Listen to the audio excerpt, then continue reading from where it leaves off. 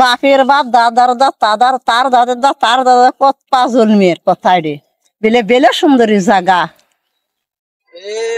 আসসালামু আলাইকুম প্রিয় বন্ধুরা, আজকে আমরা ঘুরতে যাচ্ছি প্রায় 2500 বছরের পুরাতন একটি ঐতিহাসিক স্থানে। সেখানে নাকি অনেক কিছু রয়েছে, তো আপনাদেরকে আজকে আমি দেখাবো সেখানে কি কি রয়েছে। তাই সম্পূর্ণ ভিডিওগুলো আপনারা দেখবেন, কেউ স্কিপ করবেন না। আমরা বগুড়া শহর থেকে রওনা দিয়েছি, তো এখানে আসতে আমাদের প্রায় আধা ঘন্টা সময় লেগেছে।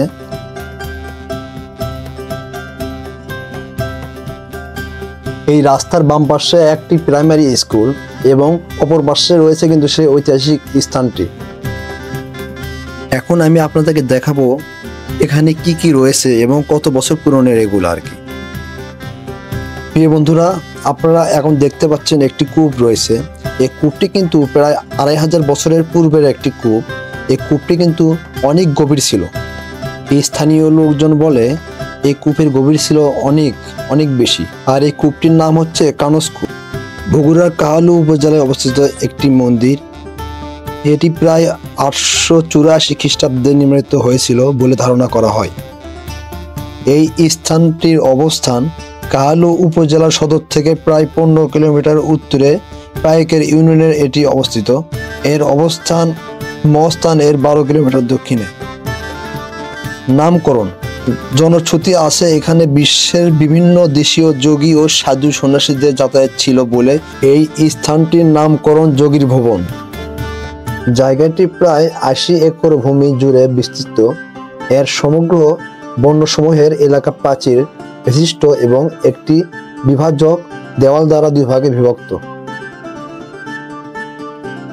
এখানে একটি আশ্রম, 4টি মন্দির ও কানসকূপ, একটি ইদুরা ধর্মষষ্ঠী এবং অগ্নিকুণ্ড ঘর রয়েছে। 4টি মন্দিরের নাম হচ্ছে সর্বমঙ্গলা, দুর্গা, কাল ভৈরবী এবং গৌরবনাথ। এর মাঝে সর্বমঙ্গলা মন্দিরটি নকশাকৃত ইট ও পোড়ামাটির ফলক দ্বারা ব্যাপকভাবে অলঙ্কৃত। যোগীর ভবনে আশ্রম ও মন্দির নির্মাণের তেমন কোনো নির্দিষ্ট তথ্য পাওয়া যায় না, তবে এখানকার বিভিন্ন দেওয়ালে গায়ে লেখা থেকে অনুমান করা যায় যে এটি 884 সালের দিকে নির্মিত হয়েছিল। জনশ্রুতি আছে, জানা যায় বাংলার কিংবদন্তি নায়িকা বেহুলার মৃত স্বামী লক্ষিন্দর এখানকার কানসকূপের পানির মাধ্যমে জীবন ফিরে পেয়েছিল। জানা যায় 884 খ্রিস্টাব্দে স্থাপিত এই আশ্রম ও মন্দিরগুলোর পুনরায় সংস্কার করা হয় 1119 খ্রিস্টাব্দে। এই সংস্কার কাজে সহযোগিতা করেছিলেন ধান সিং নামের এক ভদ্রলোক। বাংলাদেশে এই ধরনের মাত্র 3টি আশ্রমের মধ্যে যোগীর ভবনের এই আশ্রমটি অন্যতম স্থান। এক সময় ভারত ও নেপাল থেকে হিন্দু ধর্মাবলম্বীদের আনাগোনা ছিল এই আশ্রমে। আশ্রমের ধর্মটঙ্গিতে দিনরাত চলত ধর্মীয় আলোচনা। সাধু সন্ন্যাসীরা এই আশ্রমের যুগের পর যুগ ধরে করছেন আরাধনা। কথিত আছে সাপের দংশনে মৃত লক্ষিন্দরকে নিয়ে বেহুলা এখানে চিকিৎসার জন্য আসলে কোনো কারণে চিকিৎসায় ভুল হওয়ার কারণে তাদের এখান থেকে আবার ফেরত যেতে হয়। বর্তমানে সংস্কারের অভাবে আশ্রম ও মন্দিরগুলো শ্রীহীন হয়ে পড়লেও তা নিয়ে নেই কারো মাথা ব্যথা। এই আশ্রমে অত্যন্ত বিভাগের সাইনবোর্ড ঝালানো হলেও তাদের পক্ষ থেকে নেওয়া হয়নি কোনো ব্যবস্থা। আশ্রমের বর্তমান সেবায়ত সনাতন গোস্বামী জানান, প্রাচীন এই আশ্রমটি রক্ষায় আমার আন্তরিক, কিন্তু সরকারিভাবে কোনো পদক্ষেপ নেওয়া না হলে এক সময় মানুষ ভুলে যাবে প্রাচীন এই আশ্রমটির কথা। মন্দিরের ভিতরে খুটখুটে একদম অন্ধকার, মূর্তিগুলো ভালোভাবে দেখা যাচ্ছিল না।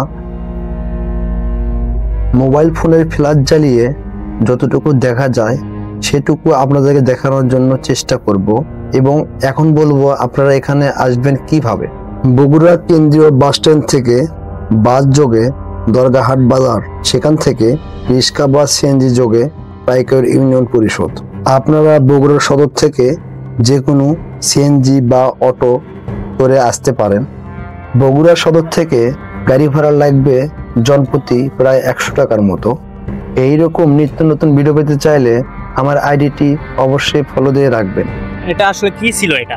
এটা এলে গোসার বাড়ি মানে আমরা না হতে কাজে কিছু মানে এলে কি গোসার বাড়ি এলে মন্দির। আচ্ছা, এটা স্থাপিত হয় কত আগে, মানে আপনারা কি জানেন? না শোনা বলে আমি কফেন না চা আমি জানি যেটা আমরা হয় দেখেছি গে গোসার বাড়ি এলে ইয়ে হিন্দুর জায়গা না, তাও মিনিমাম 200 বছর হবে বয়স, মানে এটা হওয়া 100 বছর। 200 বছর। আমার বাপের বাপ দাদার দাদার তার দাদার তার দাদা কত পা জন্মের কোথায় রে বেলে সুন্দরী জায়গা।